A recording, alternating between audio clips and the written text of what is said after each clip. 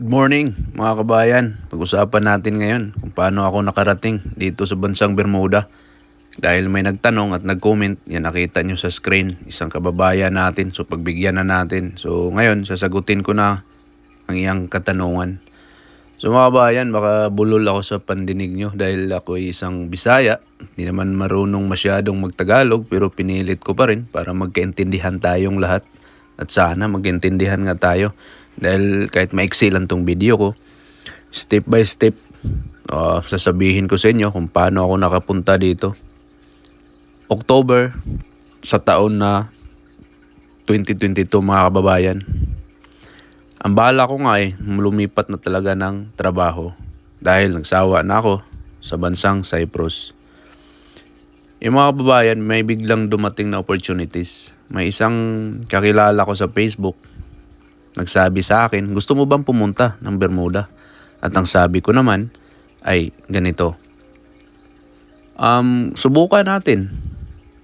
Kung baka maganda doon at medyo, pero kinabahan ako niyan dahil naisip ko, Bermuda nakakatakot dahil maraming naririnig, Bermuda Triangle nakakatakot, may mga eroplanong nawawala, may barkong nawawala.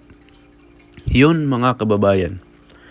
So, ganito, nung binigay niya sa akin yung email at hindi ako patumpik-tumpik pa, pinasahan ko na kaagad.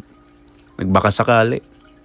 At yun, walang isang araw, nag-reply kaagad sa akin yung executive at sabi niya sa akin, schedule tayo, interviewin kita. Nung in-interview ako mga kababayan, wala nang mga pasikot-sikot pa. Nagkausap kami sa presyo.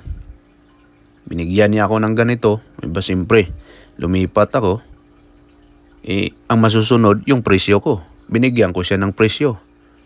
Sabi niya sa akin, pag-isipan ko muna.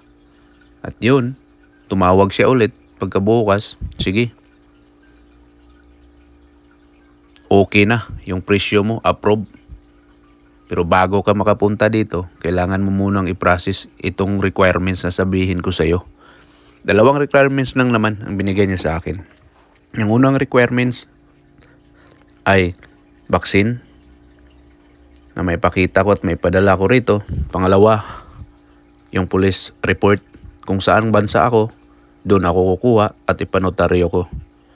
Ayun mga kabayan, ang bilis ng mga pangyayari, ginawa ko yun. Walang isang araw, pinaprocess ko at pina-DHL ko kaagad. At ang bilis lang. Walang 5 araw, natanggap nila at nagsabi sa akin na receive ko na ang papel mo. Hintayin mo, 2 linggo. Papadala ko sa'yo ang permit. Kabilis. Yun na kabayan, yun lang kadali. Kaya nakapunta ako rito. Siguro dahil sa tulong ng Panginoon, hindi ako nahirapan. Lalo sa mga requirements, ang bilis. Nakuha ko kaagad. Pagdating ng permit, kinuha ako sa DHL ng Cyprus. At rumikta na ako papunta dito sa isla na to. Yun ang istorya mga kabayan kung bakit ako napunta dito sa Bermuda. At sasabihin ko lang hindi ko alam sa ibang mga employer dito kung parehas ba ang mga requirements na hinihingi nila. Siguro timing lang at yung company ko hindi masyadong stricto or need lang talaga nila ng tao para makapunta kaagad. Dahil urgent nga daw, kailangan nila ng kusinero.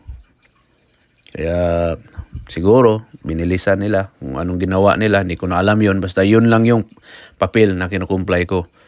So kung balak nyo mag-apply dito, napakagandang island, magandang bigayan. Yun namang hinahangad natin sa mga kusinero. Wala namang kusinerong maghahangad na maliit na sahod. Umalis tayo sa ating bayan dahil niisip natin na malaking sahod. Yun. Maraming salamat. God bless you kabayan. At ingat ka.